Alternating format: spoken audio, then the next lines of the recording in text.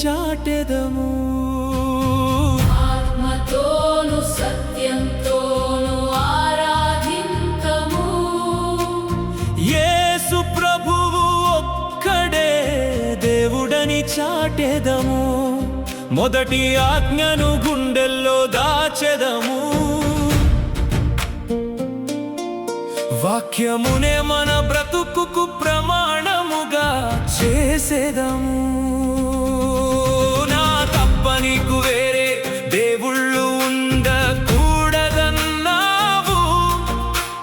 చిక్కన ప్రతిమలకు సాగిలపడవద్దని చెప్పావు. సంప్రదాయాల కంటే నీ వాక్యమే సత్యము. నీ సముఖమున నిలుచుట మాకు భాగ్యము. అంత్యదినమున నీ వాక్యమే తీర్పు తీర్చునయ్యా. విగ్రహారాధకులకు పరలోక రాజ్యాధికారము లేదయ్యా. వాక్యమును విడిచి సాగిపోవుట గొప్ప ముప్పయ్యా. క్రీస్తును మాత్రమే రక్షకునిగా ఎరుగుట గొప్ప భాగ్యమయ్యా. అగ్నిగంధకముల రెండవ మరణము నుండి మమ్ము రక్షించుటకు నీ సిలువ చెంతకు చేర్చావయ్యా. ఆత్మతోను సత్యంతోను ఆరాధింతుము. నీ వాక్యమే ఆత్మతోను సత్యంతోను ఆరాధింతుము. నా యేసయ్యా.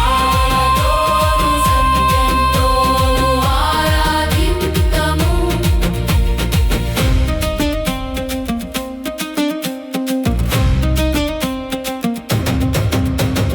పాపములను ఒప్పుకొని నయడల క్షమించు దేవుడవు నీవు.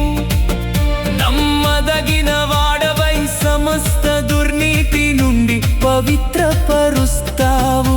క్షమాపణను ప్రకటించు నీ ప్రేమ ఎంతో గొప్పదయ్యా. నీ బలిపీఠము చెంత మా హృదయాలను అర్పిస్తామయ్యా.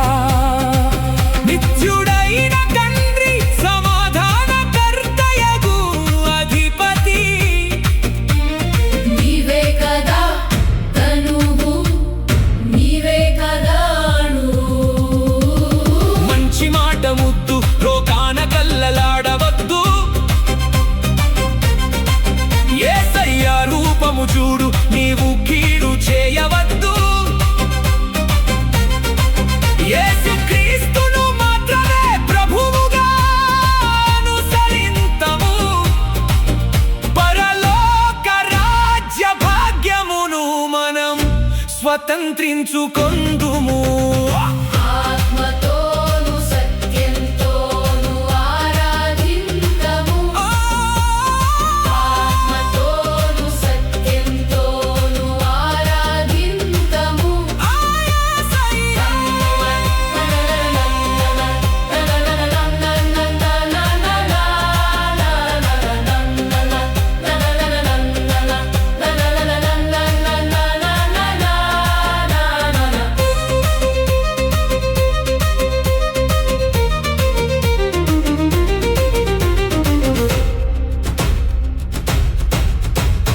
హల్లెలూయా.